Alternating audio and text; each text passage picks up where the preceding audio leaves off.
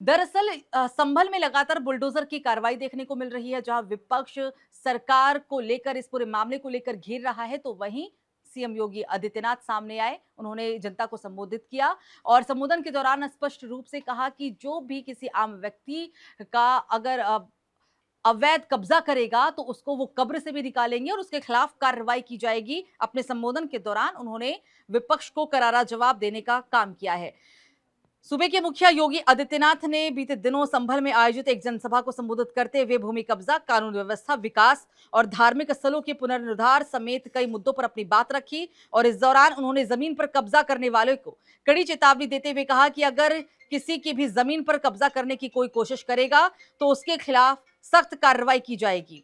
मुख्यमंत्री योगी आदित्यनाथ ने कहा कि अगर कोई व्यक्ति आपकी जमीन पर कब्जे का प्रयास करेगा तो उसे कब्र से भी निकाल लिया जाएगा। संभल में बुलडोजर कार्रवाई को लेकर जहां समाजवादी पार्टी समेत तमाम जो दल है वो हमलावर है, तो वहीं सीएम योगी आदित्यनाथ ने दो टूक शब्द में विपक्ष को जवाब देते हुए कहा है कि जहां भी अवैध अतिक्रमण होगा, आम जनता के साथ धोखे से उनकी भूमि को अधिग्रहण किया जाएगा, उसके खिलाफ सरकार यूं ही कार्रवाई करती रहेगी और सरकार की तरफ से उन्हें बख्शा नहीं जाएगा। कई बातों का जिक्र करते हुए जनता के नाम संबोधन के दौरान और भी तमाम चीजों का यहाँ पर सीएम योगी आदित्यनाथ की तरफ से जिक्र किया गया, सूबे के मुखिया की तरफ से, और साथ में कहा गया कि अब ऐसे लोगों के खिलाफ जो अभी तक पुराने सरकारों के दरमियान हम देखते थे कि किस तरीके से रियायतें होती थी, लेकिन बीजेपी के राज में ऐसा नहीं होगा। बुलडोजर कार्रवाई तमाम जिलों से देखने को मिलती रहती है और विपक्ष उस पर हमलावर भी रहता है। और इसी सब बातों का जिक्र करते हुए सीएम योगी आदित्यनाथ ने जवाब दिया है। उन्होंने कहा कि आक्रांता जब आते हैं तो वे केवल खजाना नहीं लूटते बल्कि धर्म और संस्कृति को भी रौंदते हैं। उन्होंने कहा कि संभल के हरिहर मंदिर को तोड़ा गया, 68 तीर्थों को अपवित्र किया गया और 19 कूपों पर कब्जा भी किया गया। संभल के अस्तित्व के साथ खिलवाड़ किया गया और लोगों को यातनाएं दी गई।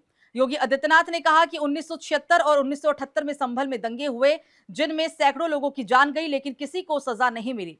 मुख्यमंत्री ने कहा कि अब भारतीय जनता पार्टी की डबल इंजन की सरकार है। संभल के 68 तीर्थों के पुनरुद्धार और 19 कूपों को पुनर्जीवित करने और 24 कोसी परिक्रमा को आगे बढ़ाने का काम किया गया है। अब कोई इन कूपों पर कब्जा नहीं कर पाएगा और 24 कोसी परिक्रमा को भी कोई नहीं रोक पाएगा। उन्होंने भगवान विष्णु की भूमिका को नमन करते हुए कहा कि उन्हें 51 फीट ऊंची भगवान राम की प्रतिमा का अनावरण करने का सौभाग्य मिला है। इसके साथ ही संभल वासियों को 145 फीट ऊंची भगवान गणेश की प्रतिमा और 51 फीट ऊंची प्रतिमा के अनावरण पर भी बधाई दी है। सीएम योगी का संबोधन संभल से, बीते दिनों वो संभल दौरे पर थे और इस दौरान वो विपक्ष को जमकर जवाब देते हुए नजर आए। विपक्ष के जो तमाम आरोप अभी तक भूमि अधिग्रहण और बुलडोजर कार्रवाई को लेकर हमेशा से होती रही है, उसका जवाब संभल से योगी आदित्यनाथ की तरफ से दिया गया है।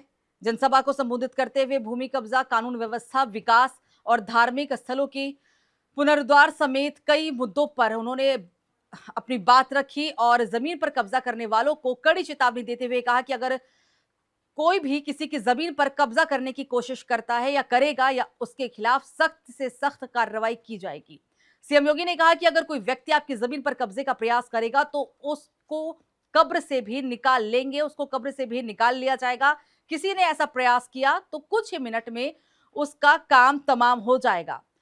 सीएम ने संभल श्री हरि विष्णु की पवित्र धरा है, ये कहा। उन्होंने कहा कि 1526 में विदेशी आक्रांताओं ने इस पवित्र भूमि को अपवित्र किया और आक्रांता जब भी आते हैं वे केवल खजाना ही नहीं लूटते बल्कि धर्म और संस्कृति को भी रौंदते हैं।